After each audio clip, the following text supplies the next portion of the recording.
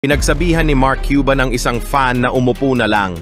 Wala nang reklamo at pinaalis ito dahil sa pag-chant ng Fire Nico.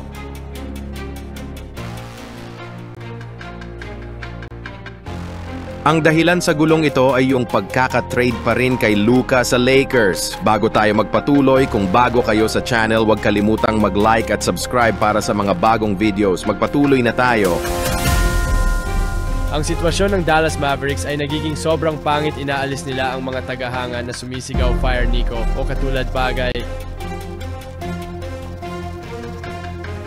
Habang nakikita mo camera mabilis umaalis, may isang lalaki sumigaw Fire Nico. Pagkatapos susunod bahagi laro, bumalik camera kanya at naglabas siya ng karatula na kasulat Fire Nico. At siya ay tinanggal dahil dito. Siya ay tinanggal mula sa laro dahil sa pagsasabi ng Fire Nico. At pagkatapos ay nagtaas ng karatulang Fire Nico. And pagkatapos ay may isa pang pagkakataon kung saan may isang lalaki na nagsimula ng apoy. May chant na Nico na direkta sa likod ni Mark Cuban na halatang nakaupo sa tabi ng court. At pagkatapos ay sinabi ni Mark Cuban sa kanya na umupo na lang.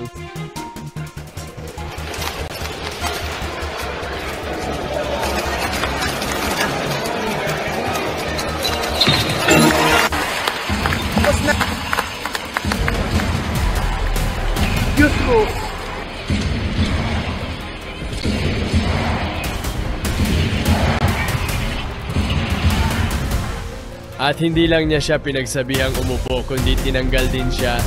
Kaya anumang mangyari sa arena ng Dallas Mavericks na may kinalaman sa pagpapaalis kay Nico o ay makaratula na nagsasabing hindi nila gusto at tatanggalin kanila na medyo nakakabaliw.